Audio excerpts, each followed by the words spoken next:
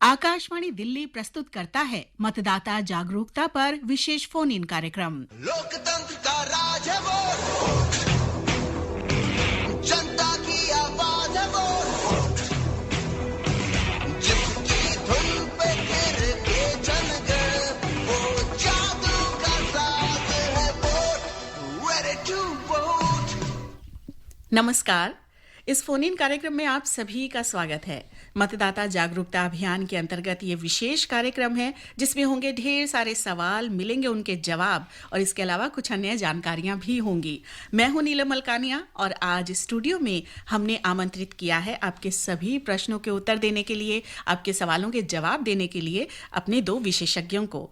आज स्टूडियो में हमारे साथ हैं साउथ ईस्ट दिल्ली, दक्षिण पूर्वी दिल्ली के जिला निर्वाचन अधिकारी श्री अजय कुमार गुप्ता और साथ ही एसडीएम इलेक्शन पंकज सूद जी, साउथ ईस्ट दिल्ली। आप दोनों का बहुत बहुत स्वागत है स्टूडियो में। नमस्कार नीलम।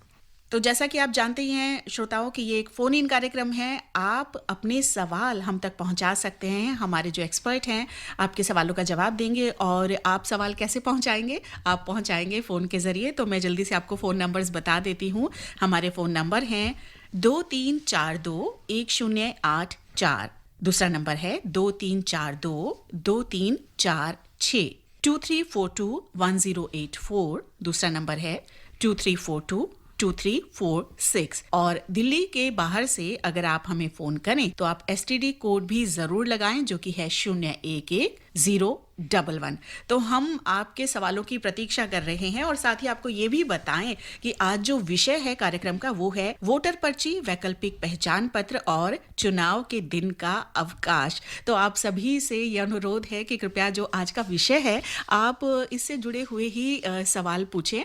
लेकिन उसके अलावा भी अगर आपको लगता है कि कोई इस तरह की जानकारी आपको चाहिए हमारे विशेषज्ञों से जो बहुत ज़रूरी है और विषय से ही जुड़ी हुई है, तो आप ज़रूर पूछ सकते हैं। तो सबसे पहले मैं अजय जी आपसे पूछना चाहूँगी कि जब हम इतने रोचक विषय पर बात कर ही रहे हैं तो जो हमारे श्रोता हैं इस विषय को जिस तरह से समझते हैं वो आमतौर पर ये रहता है कि वोटर पर्ची वैकल्पिक पहचान पत्र है, कैसे है? पहले तो नीलम जी सभी श्रोताओं का बहुत बहुत स्वागत है जी। देखिए, जो सही पहचान पत्र है वो तो हमारा एपिक कार्ड है। एपिक कार्ड सभी मतदाताओं को दिया जाता है। उसके अलावा वोटर स्लिप का जो काम है वो केवल जानकारी मुहैया करवाना है। जी। अभी जो भारत के इलेक्शन कमीशन ने जो वोटर स्लिप का एक नया फॉर्मेट तैयार किया है जिसमें क्यूआर कोड होगा, जिसके अंदर सारी मतदान बूथ की जानकारी होगी, मतदाता की भी पूरी जानकारी होगी। दिल्ली के अगर वोटिंग हो रही है तो दिल्ली के कौन सी तारीख को वोट हो रहा है और कितने से कितने बजे तक वोटिंग होगी उसकी जानकारी भी दी गई है। लोकेशन की भी जानकारी उसमें एक मैप के तौर पर पे मुहैया करवाई जाएगी। ये वोटर स्लिप केवल जानकारी देने भर के लिए है, ये अपने आप में पहचान पत्र नहीं है। अगर किसी के पास किसी वजह से एपिक कार्ड नहीं है तो भी निर्वाचन सदन ने 12 ऐसे डॉक्यूमेंट चिन्हित किए हैं जिनको आप ले जाएंगे अगर साथ में तो वोटर मतदाता सूची में आपका नाम देख करके आपको वोट देने का अधिकार होगा। तो सबसे पहली बात तो ये, सबसे पहली जानकारी ये कि जो वोटर पर्ची है इसे वैकल्पिक पहचान पत्र ना माना जाए। ये पहचान पत्र का काम नहीं करती है जो वोटर पर्ची है। और हमारे सभी श्रोता समझ ही गए होंगे कि हम किस वोटर पर्ची की बात कर रहे हैं। अक्सर ऐसा होता है जब आप सुबह जागते हैं तो देखते हैं दरवाजे के नीचे 3-4 पर्चियां पड़ी हैं। कई बार ऐसा होता है कि घर के जो वरिष्ठ सदस्य हैं उन्हें कोई आकर उनसे मिलता है और कुछ पर्चियां उन्हें देकर जाता है इलेक्शन के आसपास। कभी दरवाजे पर घंटी बजती है, आप जाते हैं, खोलते हैं, आपका नाम पूछा जाता है और आपके हाथ में कुछ पर्चियां थमाई जाती हैं। उन्हीं पर्चियों की हम बात कर रहे हैं जिसे कई बार भ्रमवश या जानकारी न होने पर पहचान पत्र मान लिया जाता है।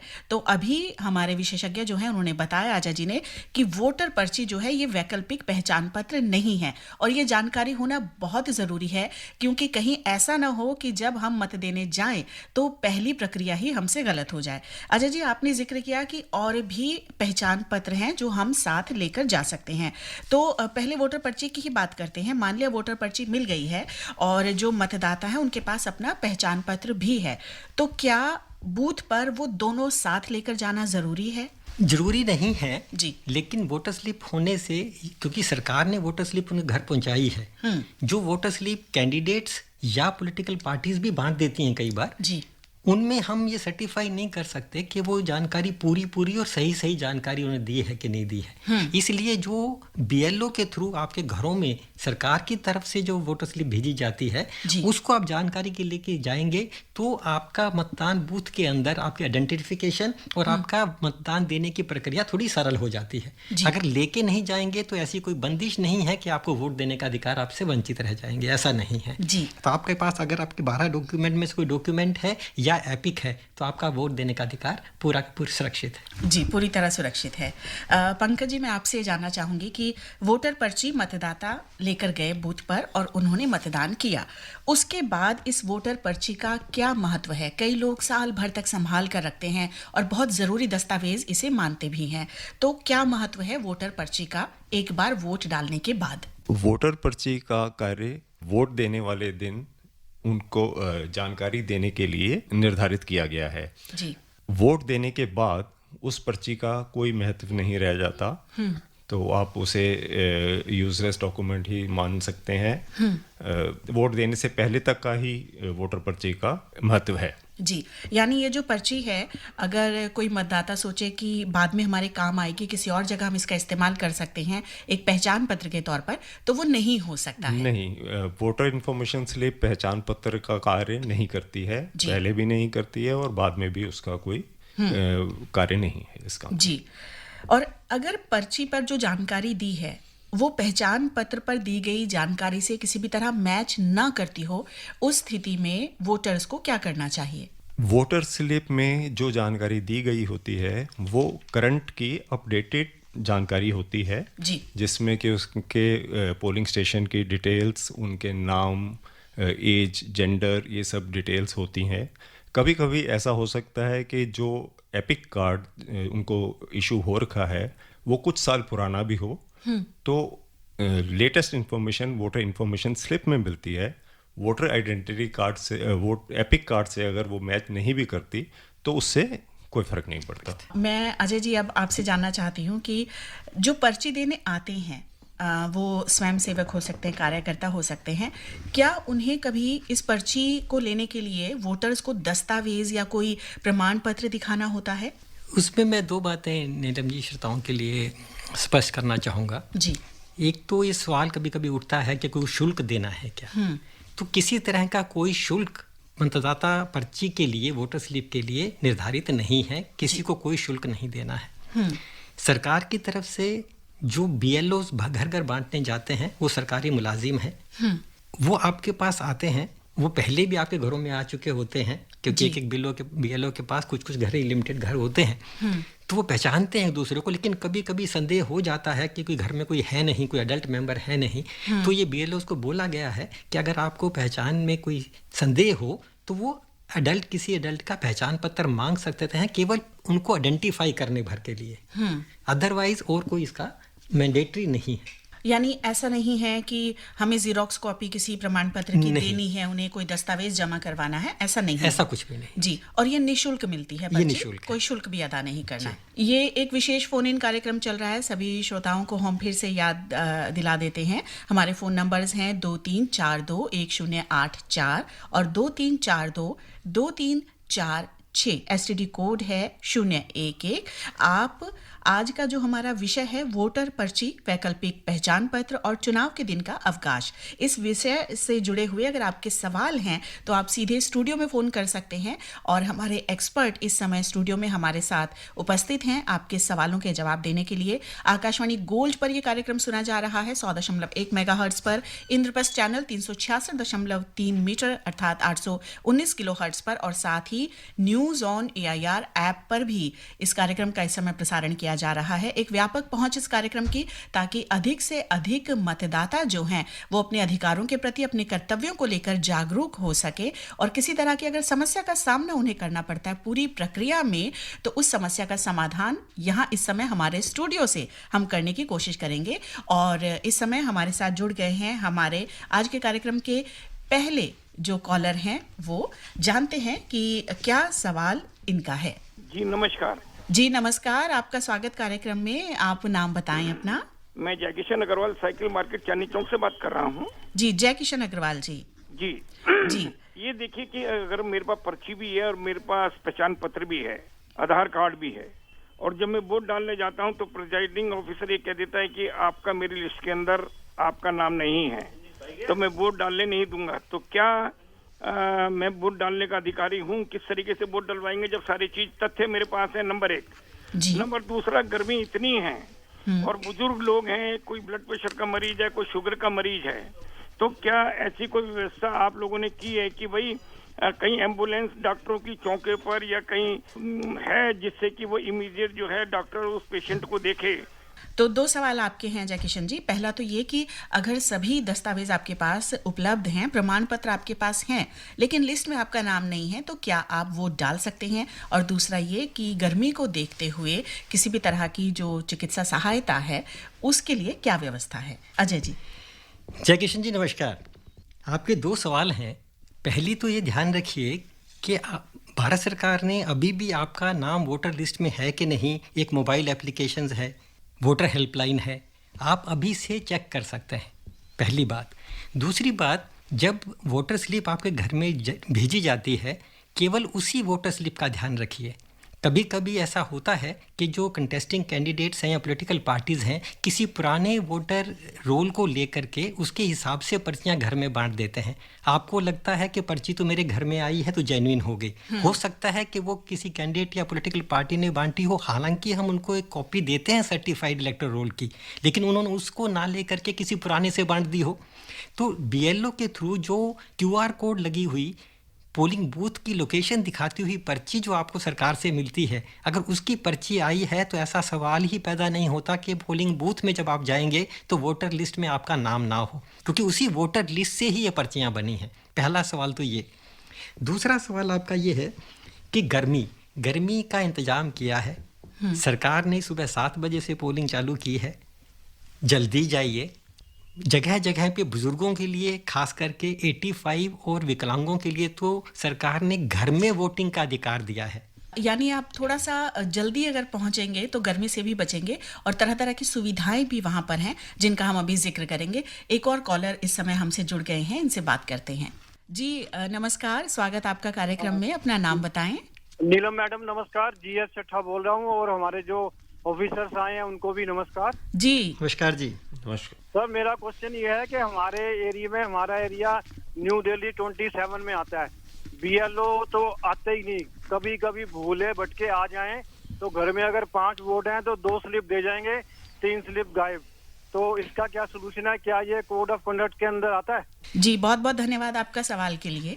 जी एक और हमारे साथ कॉलर हैं, इनका सवाल भी ले लेते, फिर एक साथ जवाब देंगे। हेलो जी नमस्कार, स्वागत आपका कार्यक्रम में। अपना नाम बताइए। नीलम जी नमस्कार, धर्मवीर गांधीनगर दिल्ली से बोल रहा हूँ। हमारे एक्सपर्ट को भी मेरा नमस्कार। जी नमस्कार धर्मवीर जी। ये हमारे चुनाव पर्व के आचार्य लोग हैं जो ये चुनाव को सुचारू ढंग से चलवाते हैं। तो मैं ये पूछना चाहता हूँ, जो BLO पर्ची लेके आते हैं, जो सरकारी पर्ची मानी जाती है, उसमें हम लोगों की हमारे फोटो भी आती, छपी हुई आती है। ये क्यों नहीं इसी को ही पहचान पत्र के कभी फोटो लगी आ गई तो ये समझ लिए BLO ने दिए, तो ये बिल्कुल कंफर्म है कि इसमें फिर हमारे को आपको जो हमारा आधार कार्ड या वोटर ID कार्ड वो नहीं दिखाना पड़ेगा। और क्यों नहीं चुनाव आयोग, एक मेरी तरफ से ये मुझे सुझाव लग रहा है कि क्यों नहीं चुनाव आयोग ये पर्ची का सिस्टम इतना लगा रखा है। आधार कार्ड में हमारे फिंगर है, वहीं जाके हम भी वहाँ फिंगर लगा दें तो ओके हो जाए। इस तरह का भी चुनाव आयोग को क्यों नहीं आगे के लिए ध्यान दिया जाता है? जी तो एक तो सवाल आपका और दूसरा सुझाव। और अब हम एक और कॉलर हैं हमसे जुड़े हैं, इनका भी सवाल लेते हैं। जी स्वागत आपका कार्यक्रम में, नाम बताएं। नमस्कार जी। नमस्कार मैडम, मैं सतीश बोल रहा हूँ ग्रेटर नोएडा से। जी सतीश जी। मैं पिछले 30 साल से वोटिंग कर रहा हूँ, लेकिन आज तक मेरे पास में वोटिंग के लिए कोई भी पहचान पत्र नहीं मिला। जी पर्ची आती है, वोट डाल के आता हूँ, और 50 बार मैंने कंप्लेन की है, रिक्वेस्ट डाली है, लेकिन आज तक वोटर ID कार्ड मेरे पास नहीं है। जी और इसकी वर्स्ट से वर्स्ट कहाँ पे कंप्लेन की जा सकती है? और मेरे जैसे हजारों हैं, जी मैं अकेला नहीं हूँ। जी ठीक है, ये एक शिकायत पहुंची तो हमारे एक्सपर्ट यहाँ हैं हमारे साथ स्टूडियो में, और ये इसका हम जवाब हमें ज़रूर मिलेगा। एक और कॉलर हैं, सवाल लेते हैं, एक साथ अजय जी जवाब देंगे। पंकज जी तैयार रहिएगा, बहुत सारे जवाब हमें देने हैं। जी स्वागत आपका कार्यक्रम में। हेलो, नमस्कार। सवाल ये था, मेरे को ये पूछना था कि अगर मेरे कोई रिलेटिव हैं जो उनका आधार कार्ड वहाँ का है, वाराणसी का, जी, मैं बॉम्बे से हूँ और वो बॉम्बे में मैं चाहता हूँ कि उनकी जो वोटिंग हो उसके लिए मुझे क्या करना होगा? I repeat. जी ठीक है, हम समझ गए। जी, आपके एक रिश्तेदार हैं जो वाराणसी में हैं, आप मुंबई में हैं और आप चाहते हैं। जी, आधार कार्ड भी वाराणसी का है जी, लेकिन अभी बम्बई में बहुत लंबे अरसे से हैं वो। जी, हम ये देख रहे हैं कि वोट बॉम्बे में कैसे हम कैसे कर सकते हैं। जी, बहुत बहुत धन्यवाद आपका सवाल के लिए। तो अजय जी, एक के बाद एक अब हम जवाब देना शुरू करते हैं, हमारे श्रोता इंतजार कर रहे हैं। तो सबसे पहले तो जयकिशन अग्रवाल जी ने सवाल किया। जयकिशन अग्रवाल जी का तो मैं जवाब दे चुका हूँ जी। अब जीएस चड्डा जी ने, धर्मवीर जी ने और सतीश जी ने, जी, इन तीनों ने कुछ सवाल भी पूछे हैं, सुझाव भी दिए हैं और कुछ शिकायत भी की। जी। तो पहली शिकायत तो बीएलओ के अगेंस्ट में है। तो बीएलओ कहते हैं कि पर्ची अभी आते कम है, आते हैं तो पर्ची पूरी नहीं बांटते हैं। तो बीएलओ का आपकी जो शिकायत है वो हमने नोट कर ली है। दिल्ली में भी हम चाहेंगे, हम बार बार बीएलओ से मुलाकात होती रहती है, उनको मोटिवेट भी करते हैं, उनको जिम्मेवारी का भी एहसास कराते हैं। तो ये शिकायतें हैं, कभी कभी आती हैं, समाधान करते हैं, लेकिन आपकी जागरूकता हमारे लिए बहुत बड़ी ताकत है। सरकार ने वोटर हेल्पलाइन 1950, voters.eci.gov.in वेबसाइट, एक वोटर्स हेल्पलाइन एप्लीकेशन भी है जो आपके मोबाइल पे डाउनलोड कर सकते हैं आप। इनके थ्रू जो जितनी भी एक शिकायत करने की एक सी विजिल भी है, तो जितनी भी शिकायतें आती हैं वो हमें ज़्यादातर तो 100 मिनट के अंदर अंदर डिस्पोज करनी होती हैं, की जाती हैं। तो जितनी तरह की शिकायतें जनता की तरफ से आएंगी, जैसे कि ग्रेटर नोएडा के हमारे सतीश जी का सवाल था कि हमें एपिक ही नहीं मिला, तो एपिक नहीं मिला तो हो सकता है कि आप इंतज़ार कर रहे हो, आपने एप्लीकेशन पे या 1950 पे नहीं डाली हो। ये जैसे ही आप इस एप्लीकेशन पे या इस फ़ोन नंबर पे आप इंफॉर्मेशन देते हैं तो एकदम से प्रक्रिया चालू हो जाती है, उसका जवाब उनको लिखित रूप में देना होता है। जी, लेकिन एक सवाल इससे जुड़ा हुआ मेरे मन में ये भी आया, हो सकता है बहुत सारे श्रोता भी ऐसा सोच रहे हों कि अगर अभी तक इन्हें मतदाता पहचान पत्र प्राप्त नहीं हुआ है तो जब भी कभी मतदान करते हैं तो क्या ये सिर्फ पर्ची की मदद से करते हैं मतदान या कैसे करते हैं? नहीं, उसके लिए 12 डॉक्यूमेंट्स हैं, जैसे कि पासपोर्ट है, ड्राइविंग लाइसेंस है, कोई सर्विस में है तो सर्विस पब्लिक सेक्टर का, सेंट्रल गवर्नमेंट का उनका अपना एक सर्विस आइडेंटिटी कार्ड है, बैंक की पासबुक है जिसमें फोटोग्राफ हो, पैन कार्ड है उनका आरजीआई में या एनपीआर के अंदर इशू किया हुआ स्मार्ट कार्ड है, मनरेगा का जॉब कार्ड भी इसके लिए एक्सेप्टेबल है। उसके अलावा हेल्थ इंश्योरेंस का smart card, ministry of labour का, pension document with photograph, Aadhaar card, official identity card of MP MLA, ये 12 डॉक्यूमेंट ऐसे हैं जो एपिक के अलावा ले जा सकते हैं। केवल एक चीज़ का खास ख्याल रखा जाएगा कि पासपोर्ट में जो हमारे ओवरसीज इंडियंस हैं वो जब इंडिया में वोट डालने के लिए आते हैं तो उनका ओरिजिनल पासपोर्ट उनको लाना होगा, उसकी जेरोक्स कॉपी से काम नहीं चलेगा, ओरिजिनल पासपोर्ट साथ में रखें। ओवरसीज इंडियंस के लिए एक डॉक्यूमेंट ओरिजिनल पासपोर्ट मैंडेटरी है, बाकी अदरवाइज 12 में से कोई भी डॉक्यूमेंट लेकर के कोई भी पहचान पत्र के तौर पे अपना आ सकता है। एक सुझाव था सतीश जी का कि भी एपिक कार्ड की जो वोटर स्लिप की पर्ची को ही क्यों ना मान लिया जाए। इसमें निर्वाचन सदन बहुत काफ़ी अरसे से ईसीआई जो है इसका मंथन कर रहा है, सुप्रीम कोर्ट में भी ये मैटर गया था, तो अभी तक ऐसा माना गया है कि इसका मिसयूज संभव हुआ था, इसलिए इस पर्ची को वन ऑफ द पहचान पत्र 12 के नहीं अभी तक इंक्लूड नहीं किया गया है। जी, तो और ये जो शिकायत रही जी, एक हमारे जो बॉम्बे से एक श्रोता हैं उनका सवाल था, उनका थोड़ा ध्यान ये रखना होगा कि वाराणसी में अगर उनका वोट है तो उन्हें वाराणसी ही जाके डालना होगा, लेकिन साथ में उन्होंने ये कहा कि वो बॉम्बे में काफ़ी अरसे से रह रहे हैं। वोट का अधिकार ऑर्डिनरीली रेजिडेंट की कैपेसिटी में होता है। फॉर्म 8 है एक जो कि ऑनलाइन भी भर सकते हैं। जब आप एक अरसे से रह रहे हैं या रहना चाहते हैं बॉम्बे में तो आप फॉर्म 8 भरते तो वाराणसी से कट करके आपका नाम बॉम्बे में आ जाता, तो बॉम्बे की वोटर लिस्ट में जहाँ आप रहते हैं उसमें आपका नाम आ जाता है, वहीं पे आपको वोट देने का अधिकार है। अदरवाइज वाराणसी जाके आप सरकार से छुट्टी लीजिए, अभी तो पेड हॉलीडे दे रहे हैं सभी प्राइवेट इंस्टीट्यूशंस, आप लीजिए और अपना मतदान का पालन जरूर कीजिए। जी, और इसी तरह की जानकारी हम जारी रखेंगे इस कार्यक्रम में, अपने सभी श्रोताओं तक, मतदाताओं तक पहुंचाएंगे। और जानकारी के साथ साथ अब लेते हैं एक छोटा सा ब्रेक।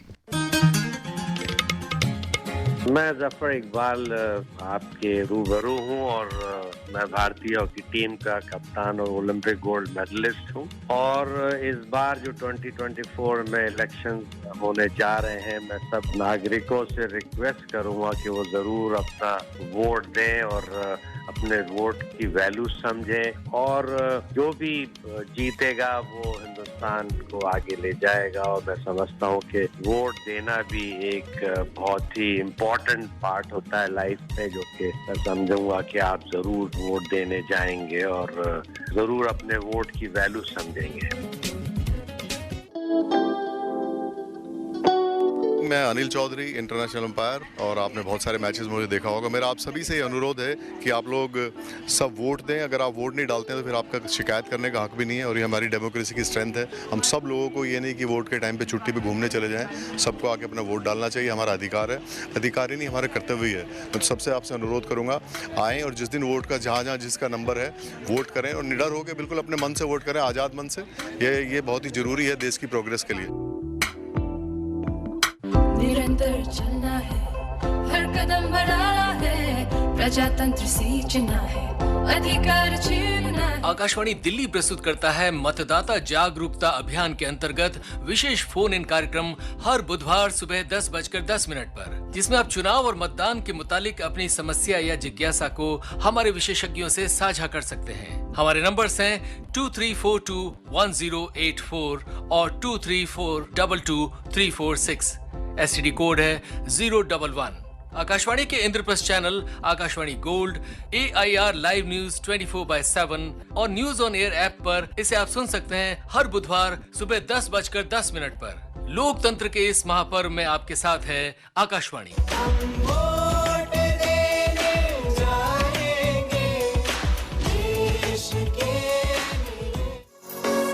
आप सुन रहे हैं मतदाता जागरूकता पर विशेष फोन इन कार्यक्रम। जी, विशेष फोन इन कार्यक्रम में आप सभी का फिर से स्वागत। मतदाता जागरूकता अभियान के अंतर्गत कार्यक्रम है जिसमें हम अलग अलग विषयों पर जानकारी लेकर आते हैं। आज का विषय वोटर पर्ची, वैकल्पिक पहचान पत्र और चुनाव के दिन का अवकाश।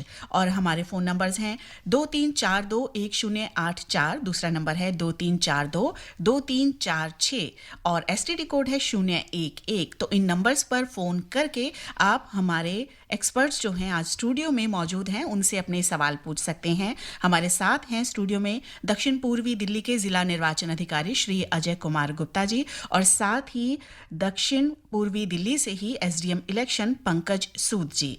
तो पंकज जी, अभी हमारे साथ जो श्रोता जुड़ रहे हैं, हमारे जो कॉलर्स हैं, वो कई सवाल पूछ रहे हैं और उनके जवाब देने की प्रक्रिया जारी है। तो ऐसे ही हमारे कॉलर हमारे साथ जुड़े हैं, इनसे बात करते हैं। जी नमस्कार। जी नमस्कार मैम। जी आपका स्वागत कार्यक्रम में। अपना नाम बताइए। जी मैं गुरुनाथ बोल रहा हूँ। जी गुरुनाथ जी, कहाँ से बोल रहे हैं? जी मैं ठाणे महाराष्ट्र से बोल रहा हूँ मैम। हाँ जी, महाराष्ट्र से आप बात कर रहे हैं। जी आपका सवाल। मैम मेरा क्वेश्चन है, जो इलेक्शन का दिन होता है, चुनाव का दिन होता है, उस टाइम मतलब गवर्नमेंट जो अवकाश घोषित करती है, छुट्टियां घोषित करती है, लेकिन पब्लिक सेक्टर के इंस्टीट्यूट तो बंद रहते हैं, लेकिन जो प्राइवेट सेक्टर के जो इंस्टीट्यूट हो तो वो अपने मतलब छुट्टियां देते नहीं है अपने कर्मचारी को। और वैसे भी हमारे देश में जो मतदान का प्रतिशत है वो इस पहले फेज में तो बहुत कम दिखा। तो इसके लिए मतलब गवर्नमेंट क्या कर सकती है? जी, क्या किया जा सकता है मतदान का प्रतिशत बढ़ाने के लिए? बहुत बहुत धन्यवाद आपका, आपके सवाल के लिए।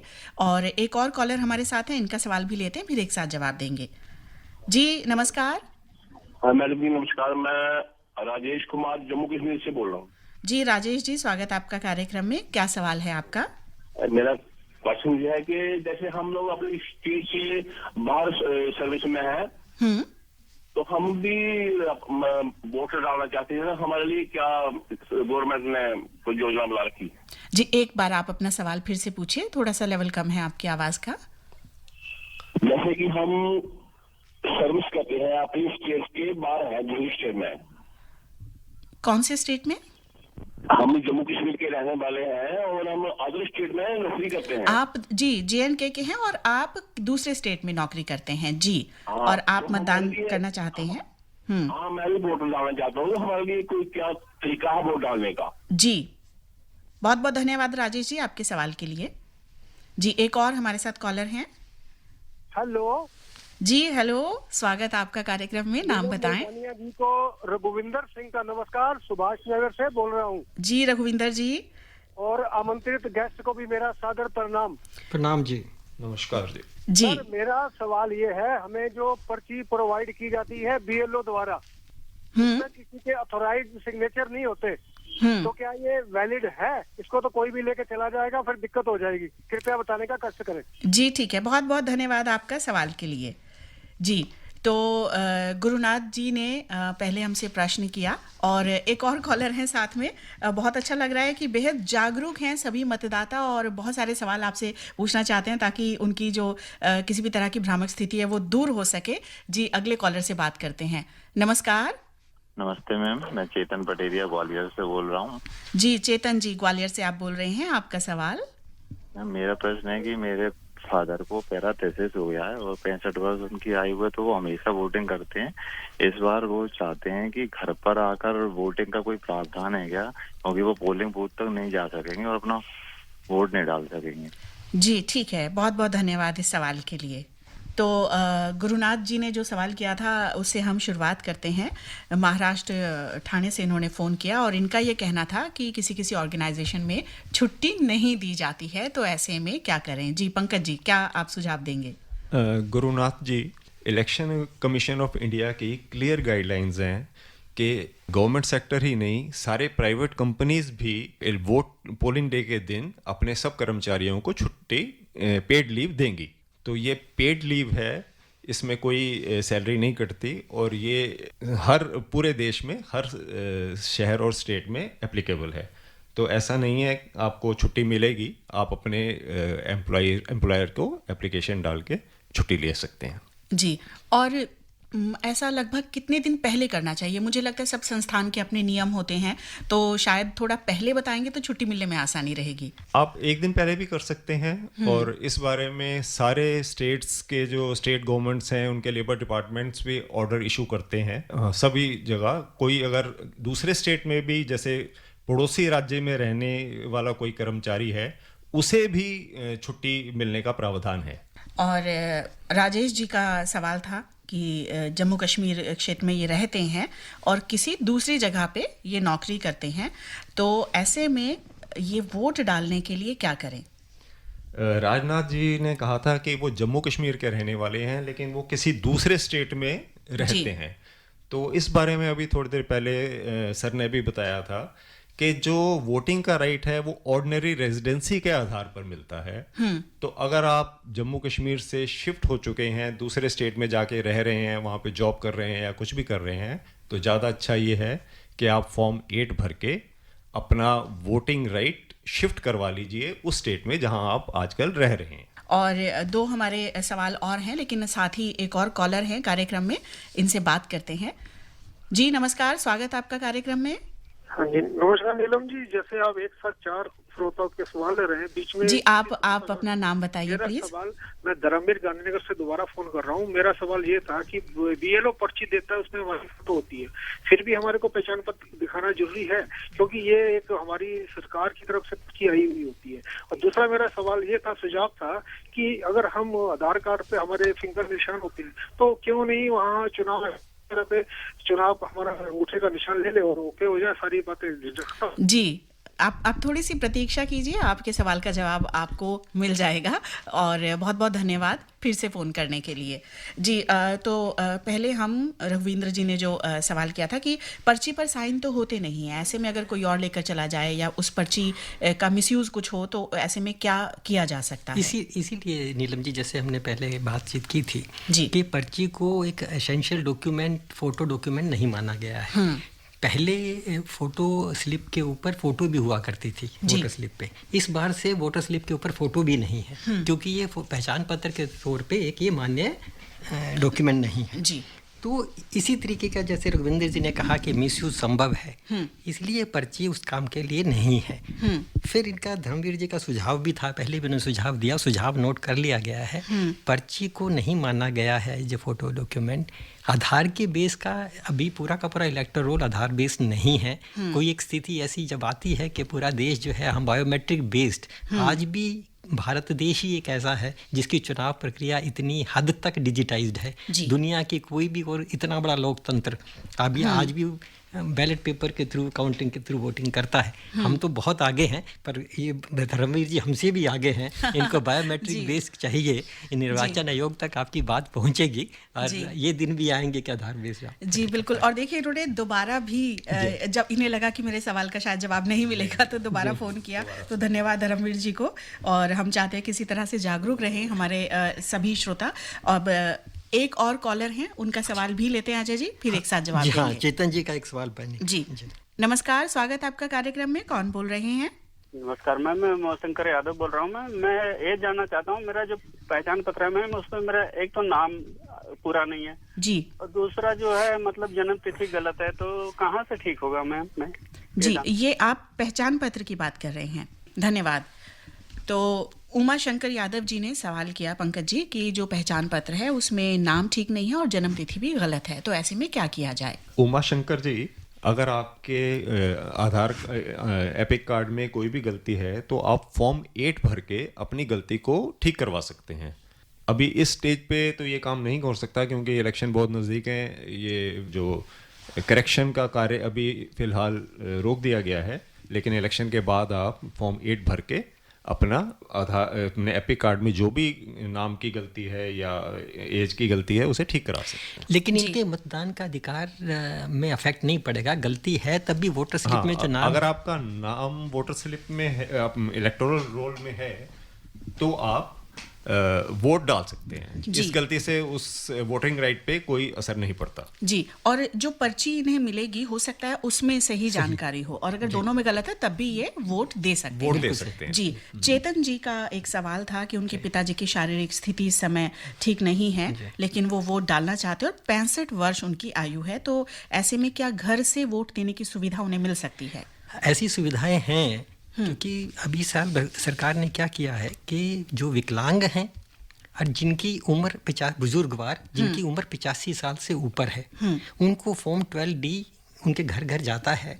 उनको एक्सरसाइज करना होता है, वो चाहें तो घर से कर सकते हैं, चाहें तो वोटर बूथ में आकर के वोट डाल सकते हैं। तो अगर वो चाहेंगे तो वो घर पे बुलाना तो वो कर सकते हैं जी। अब जो ये पैरालिसिस जिनको हुआ है मेडिकल ग्राउंड के ऊपर, ये 85 के नहीं हैं जी, साथ में इनके पास विकलांगता का कार्ड भी नहीं होगा। तो ऐसी स्थिति में इनके लिए सरकार ने, अगर ये संभव हो इनके साथ, तो मेडिकल ग्राउंड के ऊपर इनको असिस्टेंस दी जाती है।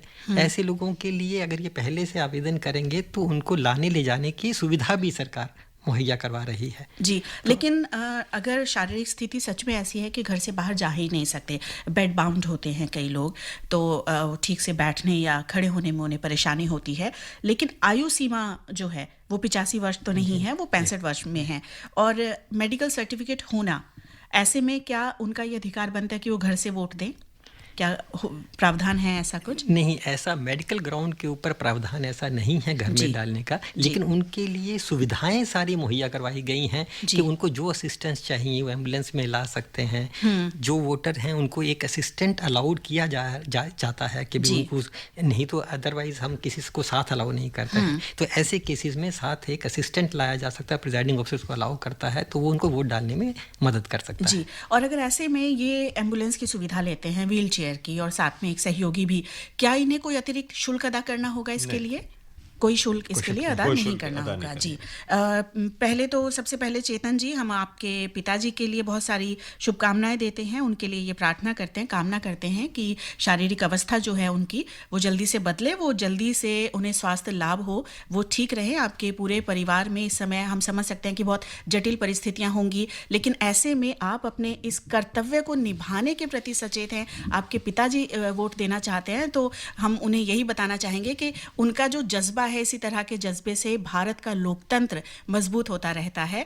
और बहुत बहुत आभार उनका इस जज्बे के लिए। और इसी बात पर हम लेते हैं एक छोटा सा ब्रेक। मैं हूं Madan Lal, Indian cricketer, 1983 world champion. मैं लोगों से यही अपील करूंगा कि अपना वोट जरूर कास्ट करें और ज्यादा से ज्यादा लोग बाहर आए। जब भी कभी इलेक्शन का डेट आए, आप वोट जरूर करिए। हर वोट जरूरी, सबको ये समझाना है, दुनिया में परचम अपना ये लहराना है, सरकार हमारी अपना ये अधिकार हमारा, लोकतंत्र के आसमान में और उड़ाने भरना है। ताली Raju, former India women's cricket team की कैप्टन। चुनाव के इस महापर्व में आप लोग जरूर शामिल हो, अपने राइट का इस्तेमाल कीजिए। आईपीएल का सीजन है तो क्रिकेट देखिए, एंजॉय कीजिए, लेकिन वोट जरूर कीजिए।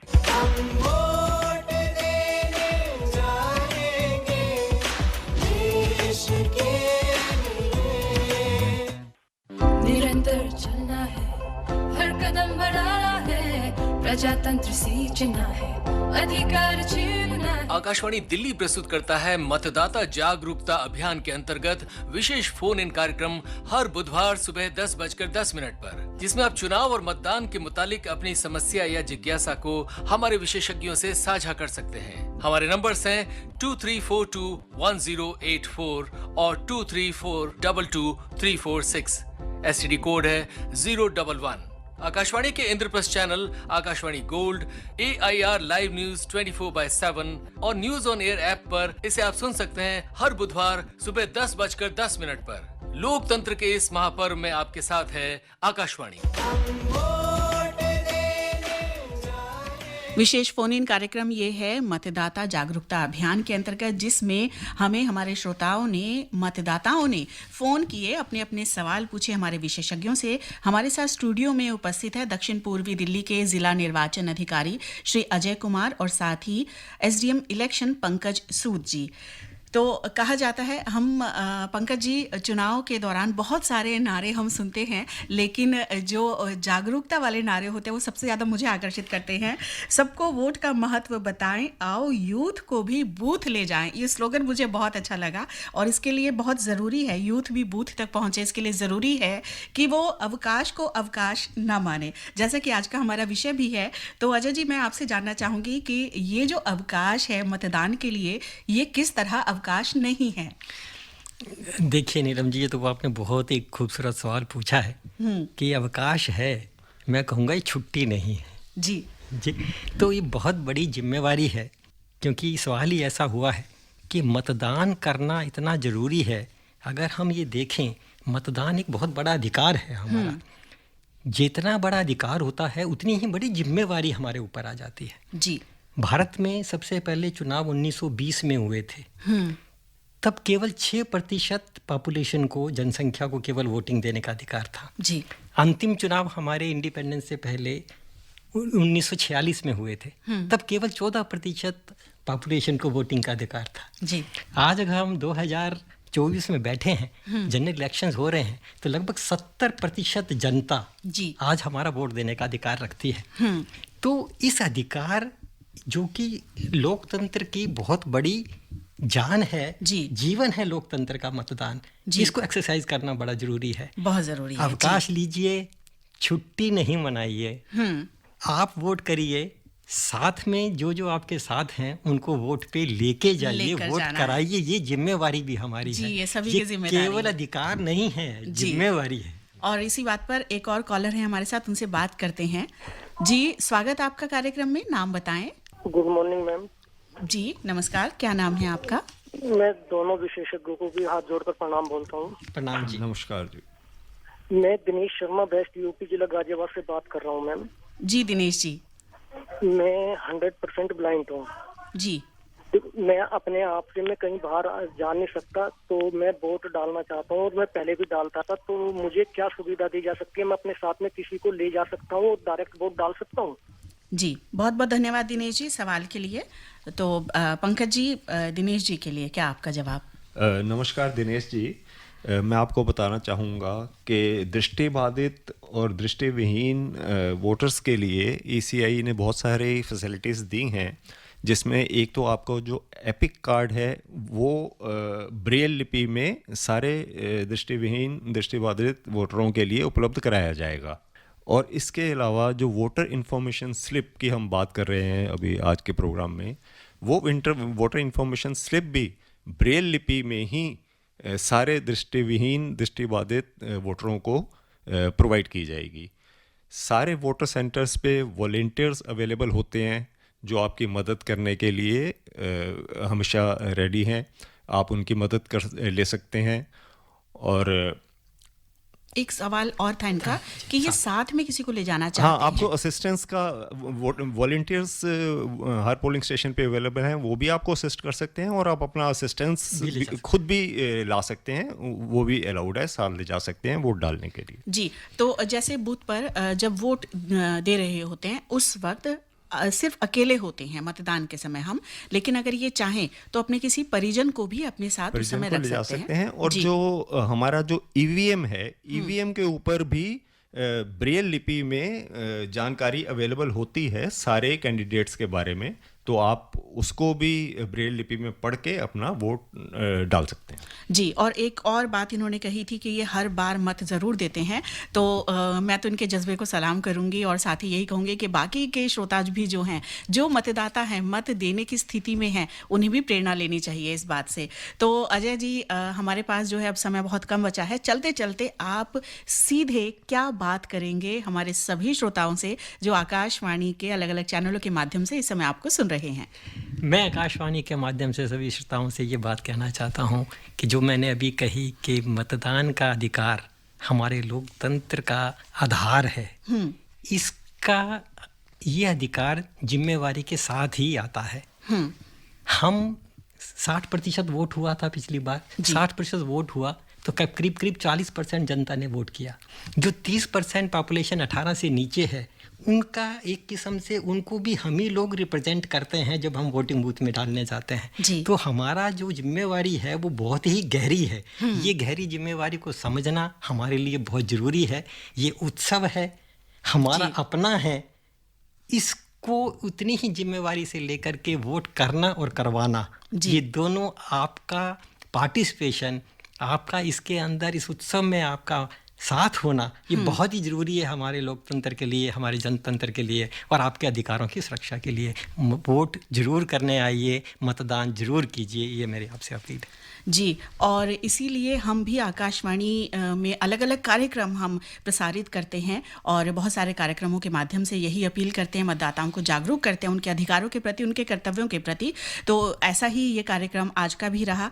कार्यक्रम संयोजक प्रमोद कुमार वत्स, कार्यक्रम प्रस्तुतकर्ता महेंद्र सिंह लालस, हमारे दोनों विशेषज्ञ श्री अजय कुमार गुप्ता और श्री पंकज सूद के साथ मैं नीलम मलकानिया इस कार्यक्रम से अभी आपसे अनुमति लूंगी। साथ ही पैनल पर जो हमारे सहयोगी रहे अरविंद, उनका भी यहाँ पर उल्लेख ज़रूरी है, लेकिन ये बताना भी ज़रूरी है हमारे सभी श्रोताओं को कि अगर शाम 6 बजे तक वोटिंग का समय है, आपको पता है, फिर भी आप कोशिश कीजिए कि सुबह जितनी जल्दी हो अपना ये कर्तव्य पूरा करें। और अगर आप जो आपका बूथ है वहाँ तक पहुँच गए हैं तो अजय जी क्या कहेंगे उन्हें कि अगर वो ठीक 6 बजे पहुँचे तो क्या वो मतदान के अधिकारी हैं? बस जल्दी से प्रांगण के अंदर आ जाइए।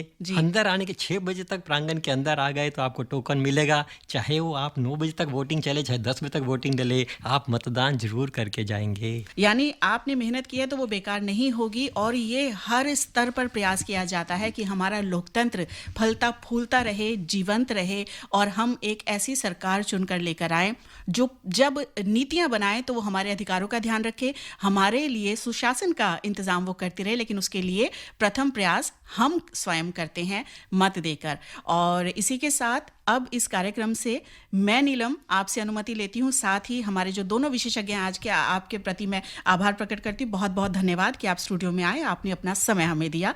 नमस्कार। अभी आप सुन रहे थे मतदाता जागरूकता पर विशेष फोन इन कार्यक्रम। लोकतंत्र